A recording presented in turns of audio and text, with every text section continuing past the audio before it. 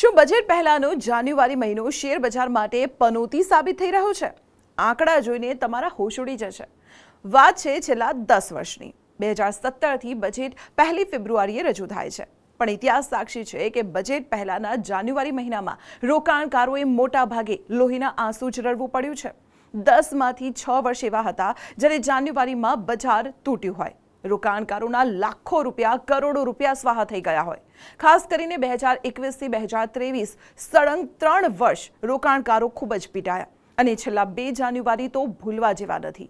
જાન્યુઆરી 2025માં 18 લાખ કરોડ અને હમણાં જાન્યુઆરી 2026માં 15 લાખ કરોડથી વધુનું નુકસાન. માત્ર 2017 અને 2024માં જાન્યુઆરી મહિનો થોડો શુકનિયાળ રહ્યો. હવે નજર આ રવિવાર પર છે.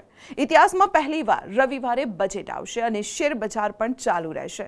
શું ટ્રમ્પના ટેરિફના ડર વચ્ચે બજેટમાં કોઈ ચમત્કાર થશે?